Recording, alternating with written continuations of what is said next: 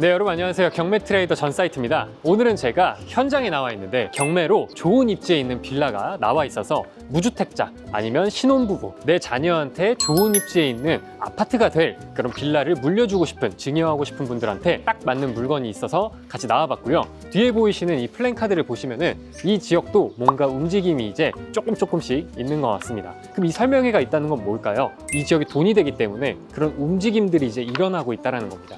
여러분, 돈을 벌려면 돈이 흐르는 곳에 그 길목에 있어야 돈을 벌게 됩니다. 그래서 오늘은 제가 경매와 빌라, 재개발을 합친 3단 콤보로 돈을 어떻게 버는지 그 방법을 말씀드리려고 합니다. 같이 한번 물건지로 가볼까요?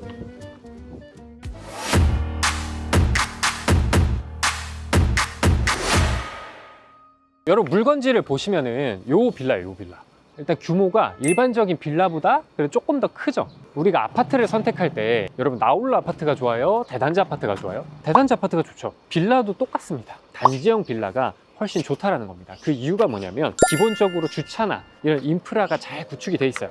그래서 보시면은 이 지역이 전농 15구역으로 현재 지정이 되어 있습니다. 근데 여기가 반대의 움직임이 좀 심했어요. 그래서 반대가 19%였고 20%가 넘어가면은 취소가 되는 그런 위기에 처해 있었습니다. 그런데 그 반대를 지역 내부의 주민분들의 설득 작업이나 이런 걸 통해서 조금씩 진행이 되고 있다라는 그 움직임이 하나가 있고요. 두 번째는 정책 하나하나에 이런 개발 사업들이 진행이 되냐 안 되냐가 갈린다라는 거예요. 그럼 본격적으로 우리가 앞에서 이 지역이 어딘지, 이 지역이 왜 좋은지에 대해 설명을 드렸고요. 그냥 숫자로 명확하게만 보더라도 여러분, 여기 빌라 평당 2,500 정도 합니다. 한 평에. 근데 이 옆에 있는 새로 지어진 아파트가 얼마일까요? 평당 5,000 합니다. 거의 2배 이상이 아파트가 됨으로써 가격이 상승하는 거예요. 그래서 이 지역에 예를 들어 지금 빌라 나온 게 3억 6,700에 나와 있습니다. 근데 이 빌라가 실제 아파트가 되면은 15억, 17억이 된다는 거예요. 이 빌라 탐나나요? 이 빌라를 진짜 안전한지, 권리상 문제가 없는지, 명도를 해야 되는지 한번 같이 알아보도록 하겠습니다. 가보시죠.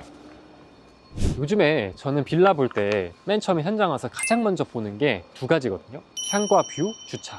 근데 딱 봐도 주차는 쾌적해요, 쾌적해. 여기가 무려 주차가 밖에까지 조금 더 되면은 많이 되면 한 9대에서 10대까지는 충분히 들어갈 것 같아요. 이중 주차가 없이. 근데 이런 빌라가 요즘에는 특히나 서울에는 거의 없어요. 그래서 제가 봤을 때 이거 주차면에서는 좋은 빌라 중에 하나이고요. 두 번째, 그럼 향과 뷰를 또 봐야겠죠. 이 빌라가 전체 면이 다 뚫려 있어요. 여기도 지금 채광이 엄청 잘 들어요. 그리고 이 빌라도 최신 빌라들인데 이거 봐봐요. 땅이 작잖아. 이게 좋은 빌라인지 안 좋은 빌라인지, 그러니까 내구성이 좋은지 이런 것들을 판단하는 방법 중에 하나가 층고를 봐요. 층고. 여기가 층고가 1층 필로티 층고가 굉장히 높거든요. 근데 이거 하나하나가 다 돈이에요. 다 돈이란 말이죠. 높게 올릴수록 시멘트나 이런 것들도 훨씬 많이 들어가기 때문에 이런 것들이 저는 다 돈, 그리고 좀 더 신경을 썼다라고 보여집니다. 그리고 실제 빌라의 이 외관을 봤을 때도 이런 앞에 보이시는 실외기 놓는 공간, 이런 것도 약간 디테일한 부분이긴 한데 다른 데는 잘 없어요. 부동산에 가서 물어보긴 해야겠지만 동네에서 여기가 선호도가 높을 것 같습니다. 그래서 내구도는 한번 들어가서 볼까요? 그리고 막간을 이용해서 여기 또 입주자분이 살고 있는지 안 살고 있는지를 좀 봐야 될 것 같은데, 출입문을 열었습니다. 이제 보시면은 차량 번호가 여기 나와 있죠. 2대나 있어요, 무려. 차 여기 있으면은 저는 보통 나가서 확인을 해보거든요. 요거다. 보면은 이런 차 확인할 때 전화번호를 찾는 게 중요하거든요. 그래서 전화번호를 사진 찍어 놓고 나중에 내가 낙찰받으면 명도할 때 훨씬 편하겠죠. 연락을 바로 할 수 있으니까. 미리미리 전화번호 이런 식으로 확인할 수 있으면 확인해서 그죠. 하면 훨씬 빠르게 명도할 수 있겠네요. 맞아. 대부분 늦어지는 게 그 전화번호를 파악하는 데 시간이 걸려서 그래요. 근데 미리 알고 있으면 그런 것들 훨씬 빨라질 것 같고, 그리고 사실 이 정도 연식의 빌라 이런 게 잘 없거든요. 무인 택배. 그래서 이런 것도 연식이 조금 있긴 하지만 괜찮은 것 같고, 일반 빌라에선 보기 힘든 그런 부분이죠. 살만하겠는데요? 네. 인프라가 굉장히 좋아요, 이거. 좋은 향기가 나는. 네. 그리고 연식 치고는 괜찮아요. 빌라 다니면서 향기 나는 엘리베이터 처음 타보는 것 같아요. 그러니까 그리고 흡연 구역이 옥상이고 좀 관리를 엄청 꼼꼼하게 잘 하시는 것 같아요. 하나, 둘, 셋, 넷, 다섯 세트. 이건 뭐 보수했네요. 깨졌는데. 여기가 창고인가 보다. 네, 옥상을 한번 가보시죠. 요거 때문에 그런가 보다. 이런 게 시그니엘에 있는 거예요. 세대별로 창고.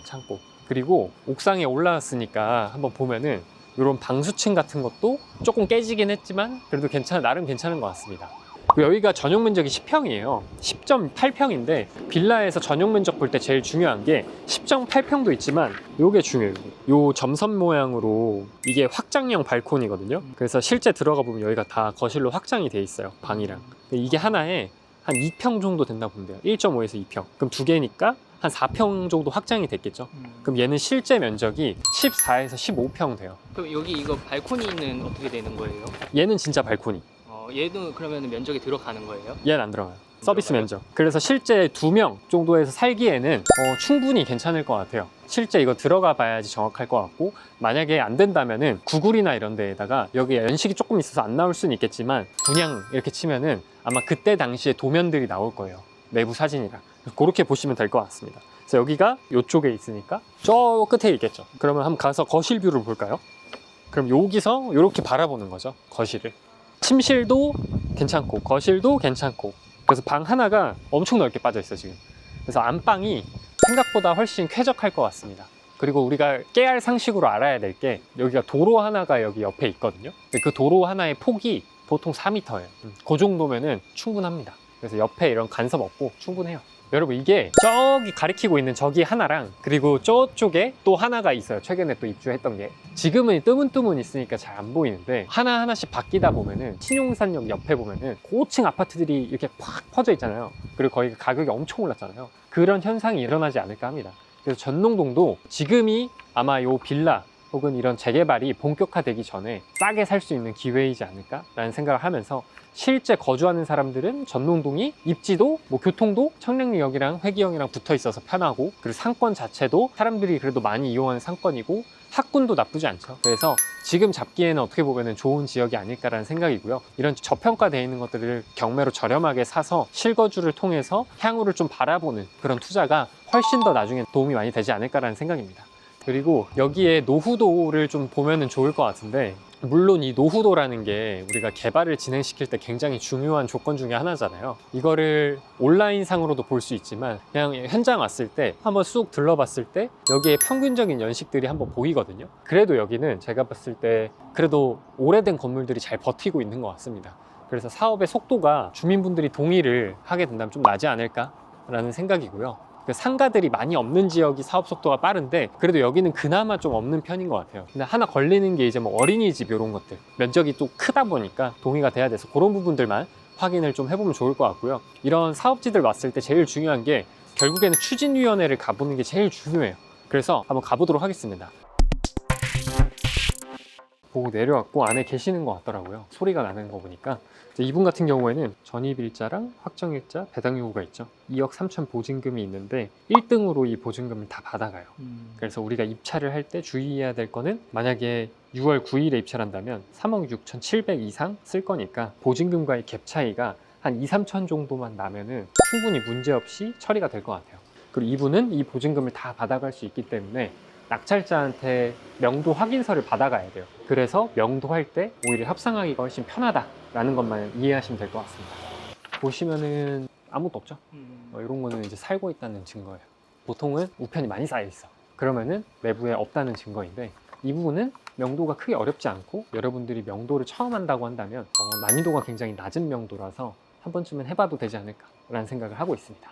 그리고 하나 더 꿀팁이 있습니다. 경매를 처음 하시는 분들이 이걸 잘 모르는데, 이분이 지금 임차인이 있거든요. 네. 2억 3천에 보증금에 있고, 이분은 17년도에 들어와서 그 보증금 증액을 한 번도 안 한 것 같아요. 10년 차가 다 돼가는데 이 지역에 이 정도 보증금이 아마 이제는 없을 거예요. 만약에 내가 갭 투자를 한다고 한다면, 아니 서울 지역은 투기과열지구라 갭 투자가 안 되는 거 아니야? 그 실거주 해야 되는 거 아니야? 라고 하는데, 경매는 토어제가 면제, 의미가 없어. 내가 낙찰을 받고 오히려 이분이랑 협상을 해서 그럼 보증금 조금 더 높이고 제가 있게끔 해주겠다 라고 할 수도 있는 거죠. 그래서 만약에 그렇게 하실 거라면 먼저 만나서 그걸 사전에 다 얘기를 끝내놓고 입찰을 하셔야 됩니다. 그래야 내가 리스크를 좀 더 줄일 수가 있어요. 그래서 항상 생각해야 될 거는 1안과 2안을 항상 잡아야 돼요. 팔아야 된다는 것까지 가정하고 플랜을 잡아야 된다. 그 정도까지 하면은 완벽한 투자가 될 것 같습니다. 그래서 아까 제가 이분이랑 협상을 하려면 찾아와서 띵동띵동 하고 만나는 방법도 있지만 집에 없는 경우가 많잖아요. 그러면은 이런 차량이나 아니면 우편함을 확인해가지고 전화번호를 확보하든가, 아니면 항상 주머니에 포스트잇을 갖고 다니면서 내 연락처를 남기고 오든가 하면은 좋을 것 같습니다.